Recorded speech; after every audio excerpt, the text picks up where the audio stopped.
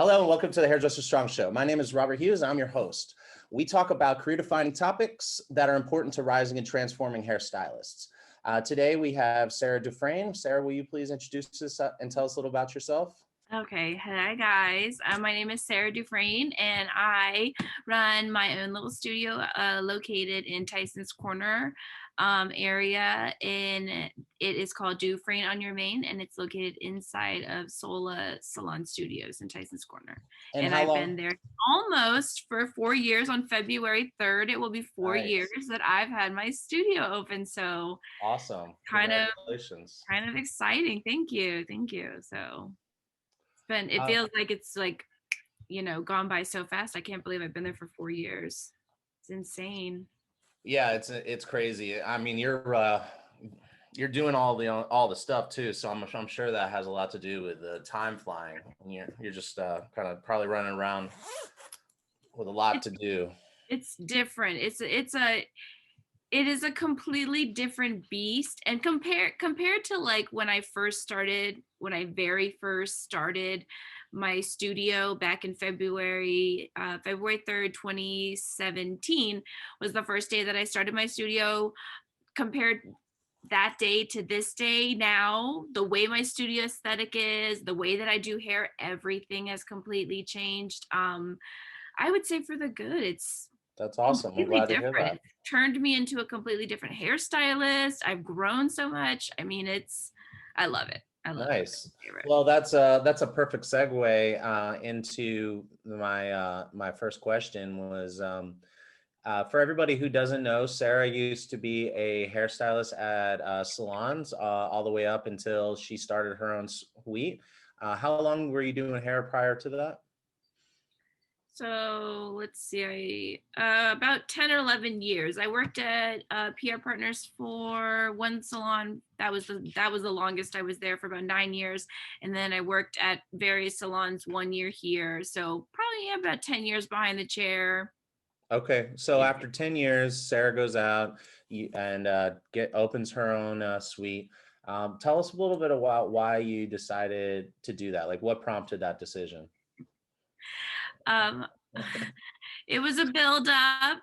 I was having a lot of disagreements with my prior boss, Okay. and we just were not seeing eye to eye. And there was I'm not going to talk about it, but there was a specific incident in which first I went out and I looked for other options, Okay. because I thought more long term, like, okay, I can't really be here. Like, this person doesn't like me. This person doesn't like me. I can't work with this person. So, like, what are my other options?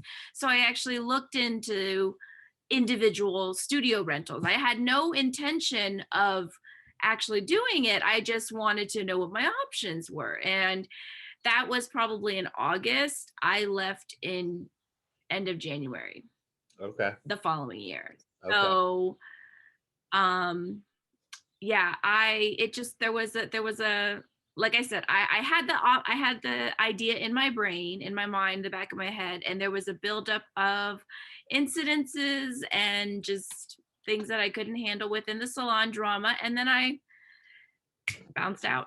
I mean, All it was right. very quick how quickly I bounced out of there, opened up my studio, and oh man, I haven't looked back since.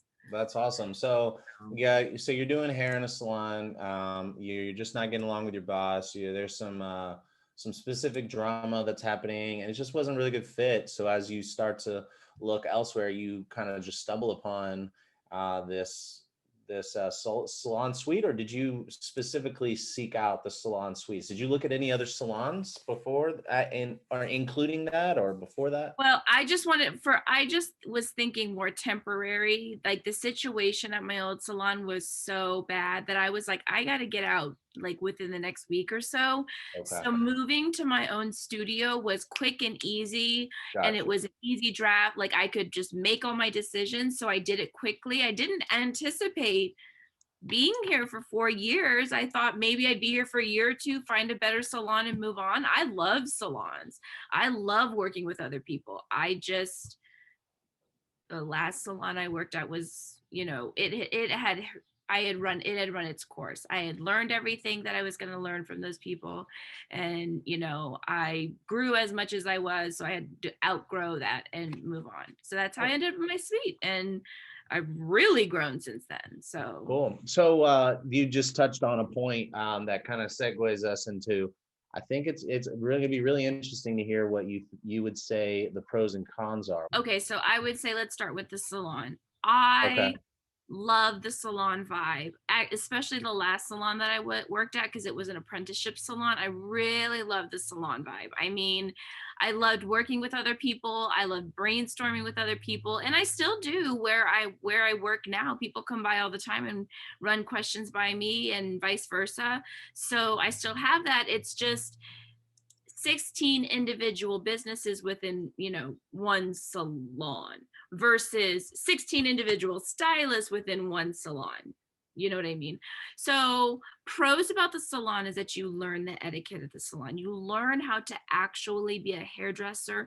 This is a service industry. Like, yeah, getting your hair done, it is a luxury. It isn't, some people consider it a necessity. I consider it a luxury. On etiquette, I think that is the most important thing. So I have been at there 4 years, and this is kind of like salon versus suite. But one thing that I have noticed, that the salons that do not do well, like the people that come in and don't do well enough, is they don't know how to have, like, maybe they don't have enough salon etiquette. Maybe they haven't spent enough years working at a good enough salon to understand everything from the receptionist to your everything from the start all the way. You shampoo, you sell them products. I mean, like, there is nobody else to help you. It's all you. So that in and of itself is huge, and it's hard to manage that. But obviously in the salon you have help. So in the salon, it sounds like I love this, by the way. If I'm hearing you right, so correct me if I'm wrong. It sounds like you're saying being in a salon teaches you etiquette, so you understand the full experience of the customer. So it's not all about you and your Yep. craft. We still need people to cut their hair so we can pay our bills. So you Also learn. need to know how to be a service person and not be an a-hole sometimes. Yeah, no, I love this. So like, so So like, you put your ego aside. That's great that you're good and you have followers or whatever, but you also have to have salon etiquette, and you have to gotcha. know how to treat clients. They're still clients. I You just totally gave me an idea. I don't want to dive into this too much, but talking about like dealing with customers as a suite owner, um, talking about like tying etiquette to dealing with customers. Like if you act in a very professional manner and you're more formal and you're not like super informal, and like the more informal you get, the less professional you get. It hurts you in establishing boundaries with your customers, saying like, oh no, I'm your hairstylist, and now we're going to check you out, and now I'm going to be your hairstylist, and now I'm going to book your appointment. But it's not like, yo, you can't hit me up at 2 a.m. and think that I'm going to like answer your call because, yo, we're friends, Is like, and I that appreciate that. Like, some of my clients, yes, yes, you're spot on, because some of my clients, that's great. We text each other, whatever. It's we have great conversation, but you're right. At the end of it, yo, let's talk. Let's cut the personal side of it. And now I got to ring you out. Don't complain about the price. Don't complain about, like, one thing I will say about the studio is people will bombard straight through you. I have experienced a lot of that, which has made me into a steel Sarah that I have no feelings for that. I don't allow people to do that to me. I don't allow them to bulldoze into my space and my boundaries. This is I pay the rent here. You don't throw your bags all over my studio. This is not your living room.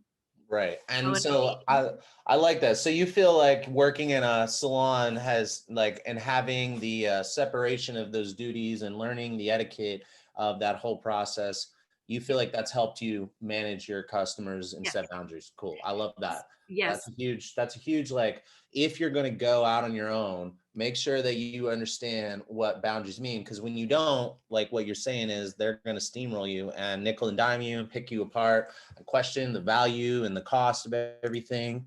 And you need to understand, know how to deal with that, and working in a salon will And help with that. one thing that I've noticed with COVID, you know, we are businesses within a business, so we have certain protocols that we have to follow. Like Sola Salon Studios has protocols they have to follow, so they lock the doors, right? It's simple. Tell your clients, we've told plenty of people over and over and over again, tell your clients they need to stay in their car, wait until you text them. Nobody can wait in the hallway. They have their clients just walk in all over the hallway. And I feel Oh, like the wow. hall monitor, I'm like, sorry, lady, you gotta work outside. And it's cold. It's 34 degrees. Sorry, you gotta go back to your car. They get angry. I've had my clients do it. And I'm so like diligent about, like, I send them the same text message every morning. Hey, by the way, we're still doing COVID. Some of my clients are like, all right, Sarah, I get it. You're in COVID. And I'm like, listen, one person is messing this up, so therefore I am still sending it to every single person every morning. Don't bring your purse in. I don't want that dirty thing in my studio.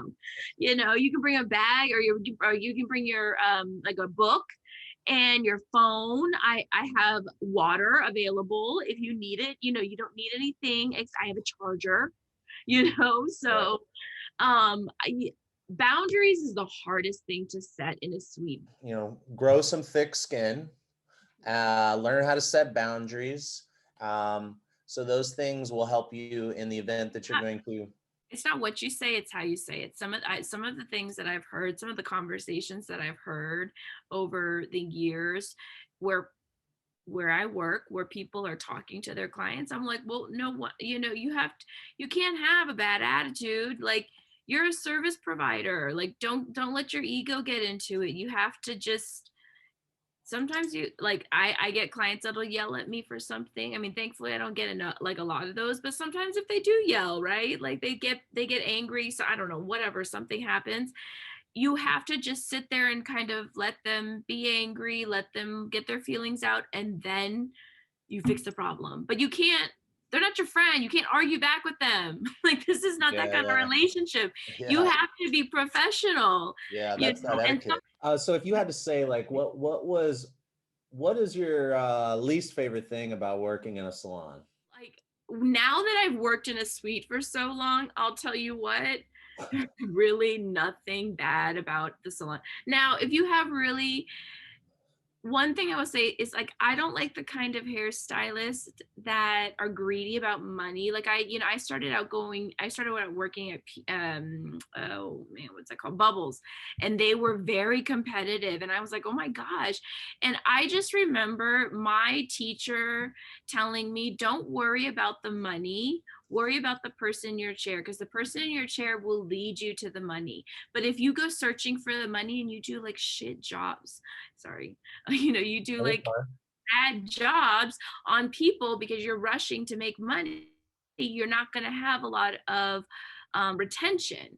So I Totally. focus more on retention versus, like, what is it, quality over quantity. That's how I feel. I prefer doing 3 or 4 really long appointments a day versus like 10 haircuts and color retouches. Like, God, kill me, you know. Gotcha. But I love So, doing that.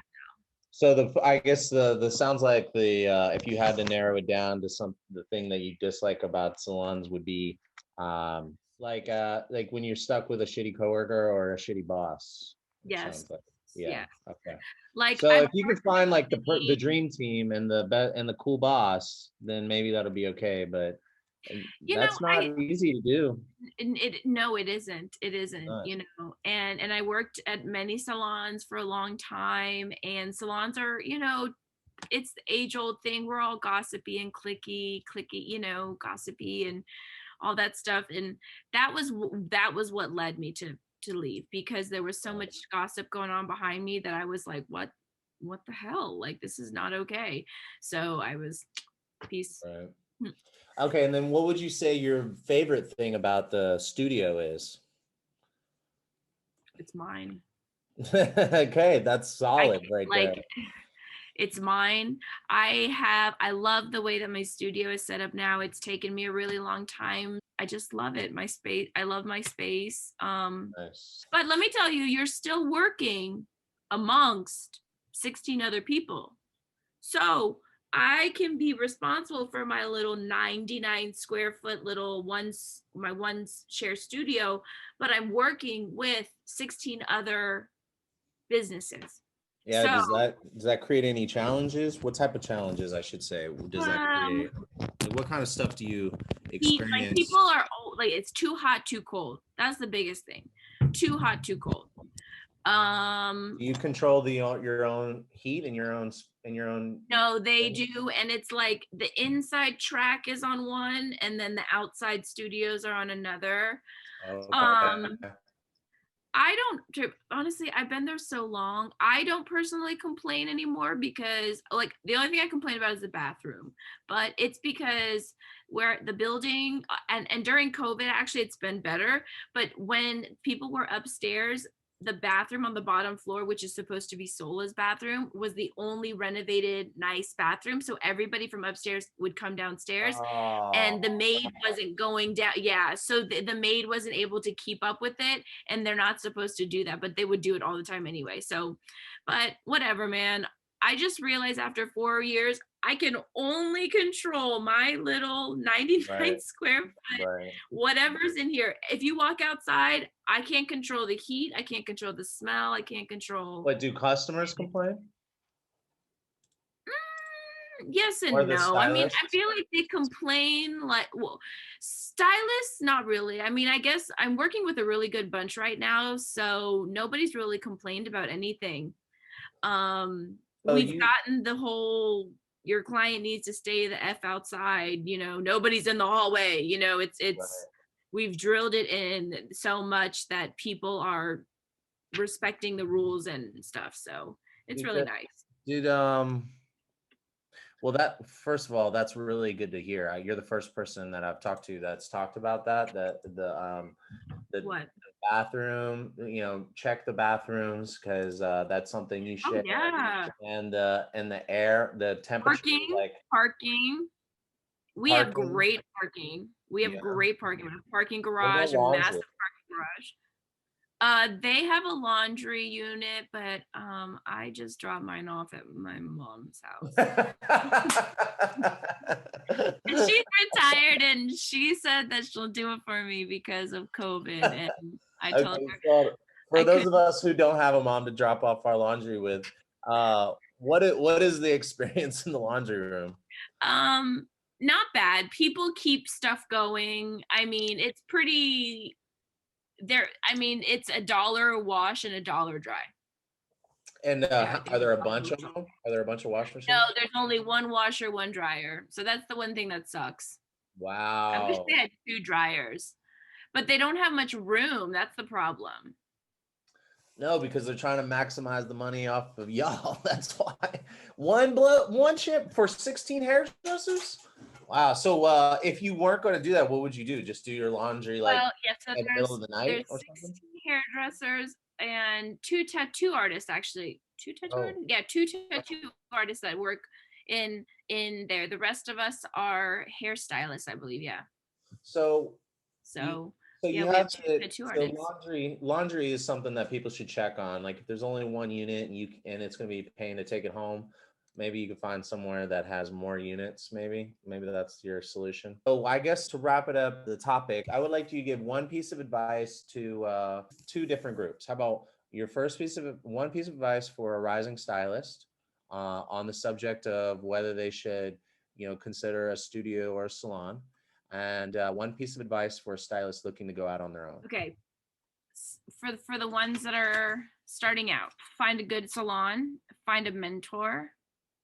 Um I would say do not departmentalize, do color and cut, because don't say you just want to do color or just want to do cutting. Make sure you do both because cutting goes with color. So you want even if you want to be a color specialist, like I'm a color specialist, I still need to know cutting to go along with my coloring. Yes. Yeah. So um don't I know a lot of stylists, especially now, like young stylists, they're coming out, they want to be just balayage specialists or this. You won't, that's not something you can sustain 20, 30 years down the road. You need to know how you can balayage your 20-year-old clients. If they stay with you for 20 years, you have to know at 40 years old how to cover their gray hair. You know what I mean? So you need to know more than just what you want to specialize in. So I would say find a salon. Do not start this on your own unless you plan on investing a lot of money into education at L'Oreal. I mean, TG's closed, unfortunately. That would have been my favorite, but L'Oreal, Redken, unless you plan on spending a lot of money on education, um, it will not, I do not think you will be successful. I think you need salon, you need somebody to give you some guidance, somebody to give you a ground to stand on so you can make your own decisions. So definitely find a good salon. If you can find a mentor, fantastic. If not, just find a good salon. Awesome. And really any salon, because you need volume more than anything, especially right out of school. You know, you need volume. You just need to learn how to talk to people and do hair. So and then you said advice for So a stylist that, say, someone who already has a book and they're thinking about going out on their own, maybe they're not sure, maybe they're scared, whatever you want to approach. But yeah, one piece of advice for someone like that. for my booked stylists, you will not be booked like you are in the salon. Okay. Unless, because you don't have a receptionist, you don't have like I said, you don't have a shampoo assistant. Those things cost a lot of money or time. Those little 10 minutes at the front desk in the morning, in the beginning, and 10 minutes at the end, and the 10 minutes shampooing, those that costs time and money. So, and you're doing it. So that's one thing. And I used to double book by myself, but it is hard. Yeah. If somebody's late, you're effed. You know what I mean? Yeah. So your whole schedule's messed up. So it's hard. That's the one thing I would say is it won't be booked the same. You'll make the same money. But it will not be that salon flow. Okay. I will say. And for anybody, I say you must have a solid clientele, because chances are you'll lose about 25%. 25% will stay with you for life, like they're your lifers. 25% will drop off because they don't want to go further. It's a weird experience. That's one thing that I got feedback wise. Some people really were not cool with the one-on-one experience. Personally, I love it, but it was real for some people. They like the salon, I don't know, the salon aspect of everything, maybe talking about each other, chatting, seeing other people, right? So there is that aspect, but that was one bit of feedback. But make sure you have your solid clientele, because you're going to lose a little bit. You're going to have 20, 25 to 50, that last 25 to 55, or that last 50% is probably going to stay with you for quite a while, your first year or two, and then they will probably wither away. But by that time, you'll be building more clients in that second year. So it's weird. Your first year, I felt like I was skyrocketing. And then my second year, I started losing clients, but I was also gaining a lot of clients. It was very, a little bit like that. But it was just different. It was different from the salon. Be ready for a roller coaster. It sounds like it's going to be a little bit of a roller coaster. It just some shocks with your in the salon. It's a little bit more this, because you have back work, you have support. In your own studio, you have no support. If you're running an hour late and your next client shows up, guess what? They're gonna be pissed.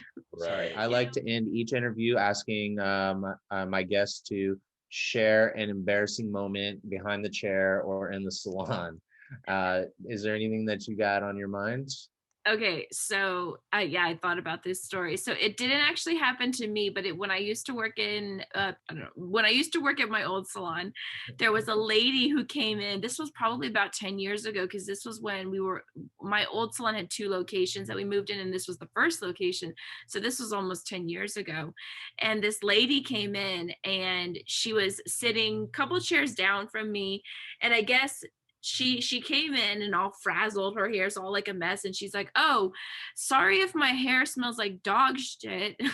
Because she was cleaning the doghouse out and there was shit everywhere in it. And she said, "You know, you might want to wash my hair because there might be some in it." Yet she said she washed her body, but she didn't wash her hair because she was getting it colored.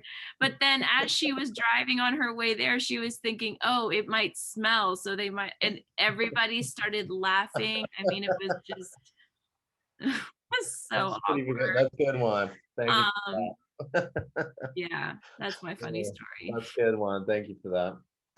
All right, well, everyone, well, I'd like to thank Sarah for coming to our show and sharing with us her experience and perspective on the salon versus suite. I thought there was a lot of awesome information in here. And if you want to get in touch with her, I will put the her handle on there. You can send her a message. Is that cool? Yes, Yeah. Dufrane on your main on Okay. Instagram. And or you can reach out to us at the show, and I will forward your information to her either way. But yeah, thank you very much, and we'll see you Yeah, later. bye. Bye.